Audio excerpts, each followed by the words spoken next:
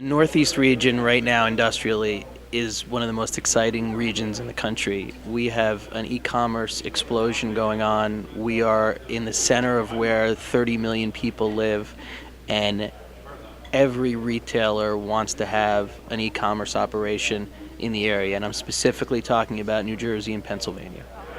What we're seeing in the West Coast are trends that thankfully are all extremely positive. In fact, all point to a recovery, if not already recovered. So if we start from the capital markets perspective, the capital wants to be here. Core product is achieving extreme premiums.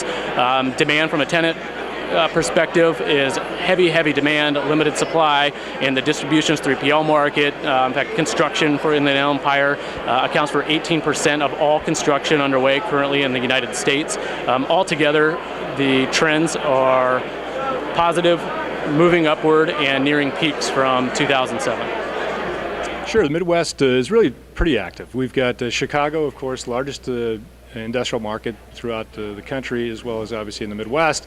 We're seeing speculative development really among all size ranges, from I'll say 100,000 square feet on up to 600,000 square feet. Currently, we do have a 1,000,000 square foot box, if you will, that has been built and ready for occupancy. On the tenant demand side, we're seeing really all industries, kind of led by e-commerce, has finally hit the Chicago area, so we're excited about that. As well as then food users are also very active in the market. Turning to some of the other markets we have, Minneapolis has really been a nice little surprise. Again, we're seeing some speculative development up there by some of the regional developers.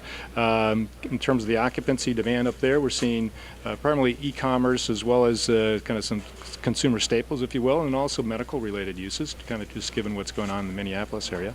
Indianapolis has been the big box market. A lot of speculative development down there. Again, e-commerce has been really driving that market as well. A number of the e-commerce facilities down there as well that are going to hopefully be taking those larger boxes. St. Louis has been a nice little market. Not a whole lot of spec development down there yet, but the demand is coming around. And again, institutional appetite is surprisingly picking up for St. Louis, which is a great feeder for us. So we're excited about that, Alice. In the Southwest region, which I manage, that's Arizona, Southern Nevada, and then Southern California, all the way up to about Shafter.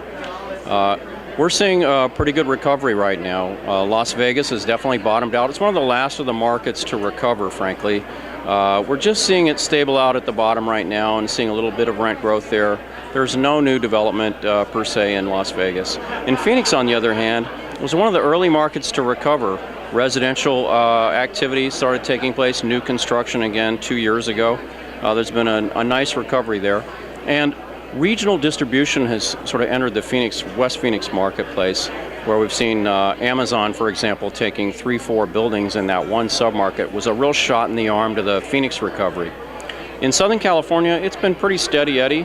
We've had 1 to 2% year over year port growth, port volume. That's boosted consumption. There's obviously a lot of consumption in Southern California. And the big box stuff, greater than 500,000 square feet, as I mentioned before, it's really been the strongest growth area. So we're building buildings in that size range. We're trying to put product out there on a speculative basis to capture that rent growth opportunity we see.